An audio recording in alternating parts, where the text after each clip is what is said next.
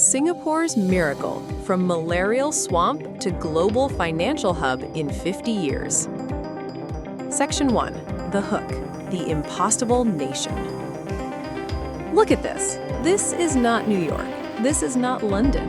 This is a tiny red dot on the equator, smaller than New York City, with no natural resources, no hinterland, and no army to speak of when it began. Today, it is one of the wealthiest nations on Earth. Its GDP per capita rivals the United States. Its airport is consistently voted the best in the world. Its streets are so clean, they look sterile. But go back just 60 years to 1965. The scene you see now didn't exist.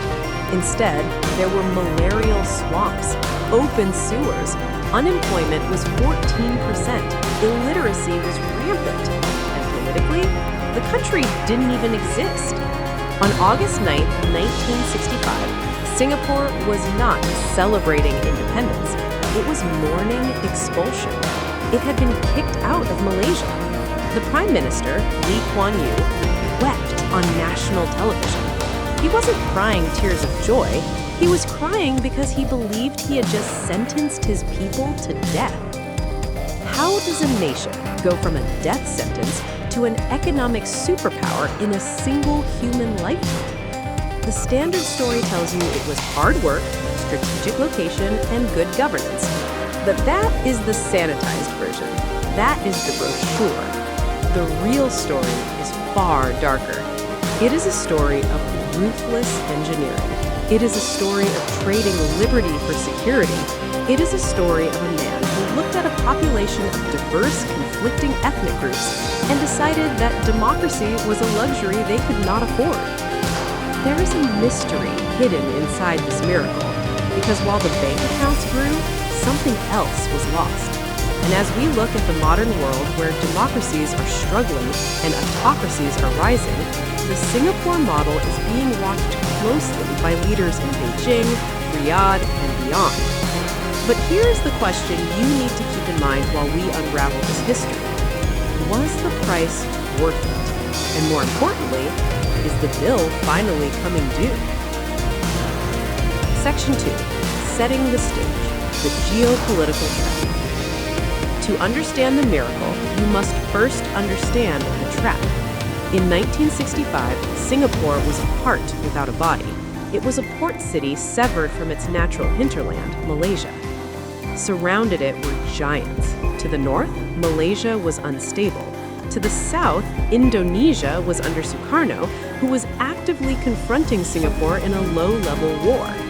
Inside the island, the population was a volatile mix of Chinese, Malays, and Indians, with recent memories of race riots that left hundreds dead. Post-colonial nations at the time followed a specific script. They nationalized industries, they kicked out foreign corporations, they embraced socialism or protectionism to assert their sovereignty. Lee Kuan Yew did the exact opposite, but to do that, he needed absolute control. This is where the first twist in the narrative appears. We often think of Singapore's rise as a purely economic phenomenon. It wasn't. It was a security operation. Lee Kuan Yew operated on a philosophy he called ruthless pragmatism. To him, ideology was irrelevant. Only results mattered. If capitalism worked, he would use it. If authoritarianism stabilized the streets, he would use that. He faced a dilemma. To attract foreign investment, he needed stability. Investors do not park money in places where riots happen every 6 months. But to ensure stability, he had to suppress the very forces that usually check power: the press, the unions, and the political opposition. So the stage was set for a grand experiment, a laboratory state. The hypothesis was simple. If you remove corruption, enforce the rule of law strictly, and align the government's incentives with the market, you can accelerate development by decades. But there was a variable Lee couldn't fully control: human nature. And as we move into the rise of the economy, you will see how he attempted to engineer that too. Section 3. The Rise. Engineering Survival. The first decade, from 1965 to 1975, was about pure survival. Singapore had no water. It had to import it from Malaysia. It had no oil. It had no manufacturing base. Lee's government made three unorthodox moves that defied the conventional wisdom of the 1960s. First, while the rest of the developing world was suspicious of Western multinationals, Singapore rolled out the red carpet. They created the Economic Development Board, EDB. This wasn't just a marketing team, it was a hunter-killer squad for investment. They offered tax holidays, built ready-made factories, and guaranteed political stability. Second, they tackled the housing crisis, but not by giving out free homes. They created the Housing Development Board, HDB. The government built high-rise apartments and sold them to citizens on 99-year leases, subsidized by their mandatory savings. This was genius, and it was manipulative. By making the population homeowners, Lee tied their personal wealth to the stability of the state. If the government fell, property values could crash. If there were riots, your asset was at risk. It turned every citizen into a stakeholder in the regime's survival. The third move was the Central Provident Fund, CPF, a mandatory savings scheme where a chunk of every salary goes into a government account that gave the state a massive pool of capital to invest in infrastructure without borrowing from foreign banks. It forced savings, curbed inflation, and funded the skyline you saw in the intro. But the most controversial move was cultural. In a region of proud nationalists, Singapore made English the primary language of business and schools. Lee knew that to trade with the world, they had to speak the world's language. This alienated some traditionalists, but it plugged Singapore directly into the global financial grid. However, this rise required fuel. That fuel was discipline. Trade unions were merged into a single body controlled by the government. Strikes were effectively banned. In 1987, in Operation Spectrum, the government detained 22 alleged Marxists without trial, claiming they were plotting to overthrow the state. Critics called it a purge to silence dissent. The government called it necessary hygiene. The result? By the 1980s, the Third World Port was gone. In its place was a manufacturing hub. But just as the model seemed perfect, the system faced its first true stress test. Every economic miracle has a breaking point. For Singapore, it wasn't just one moment, but a series of shocks that revealed the cracks in the concrete. In 1985, Singapore suffered its first recession. It was a wake-up call. The cost of doing business had become too high. The government responded by cutting wages and CPF contributions. It was a shock to the system, but it worked. They recovered quickly. But the real test came in 1997 with the Asian financial crisis. Neighbors like Thailand and Indonesia saw their currencies collapse. Their governments fell. Riots erupted in Jakarta. Singapore remained standing. Why? Because of the foreign reserves built up by that ruthless savings culture. The fortress balance sheet held. But there was a fallout that no GDP chart could measure. The social cost of this efficiency began to mount. The nanny state label wasn't just a joke.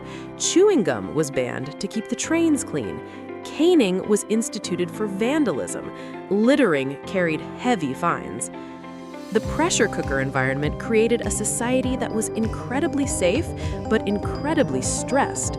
The education system became a meat grinder, sorting children at age 12 for their future potential.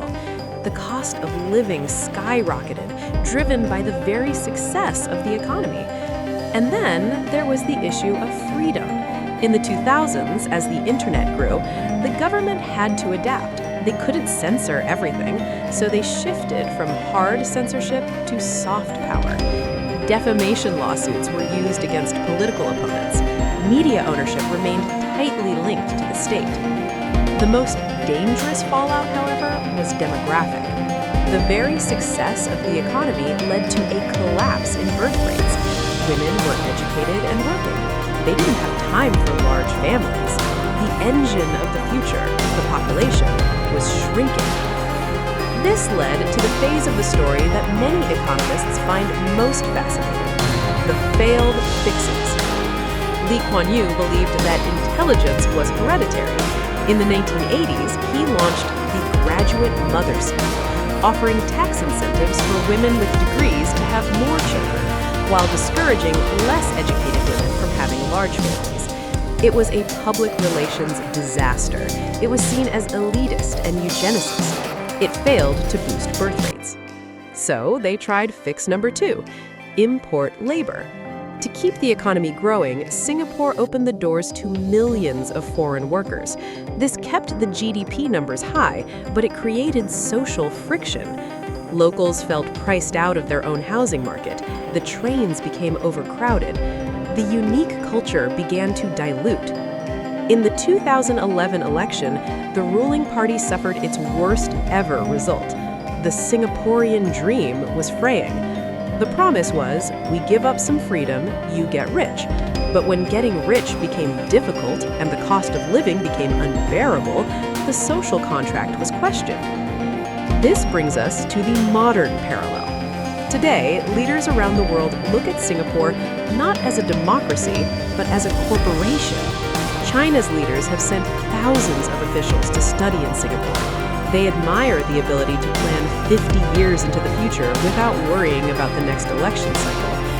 But here is the shocking data point. While Singapore's GDP per capita is roughly $85,000, rivaling the US, its total fertility rate is 0.97, one of the lowest in the world. We are seeing a repeating pattern globally. Nations are beginning to prioritize economic efficiency over democratic process. They look at the gridlock in Washington or London and compare it to the high-speed rail and airports of Singapore. But the Singapore model relies on one specific variable that is hard to replicate: trust.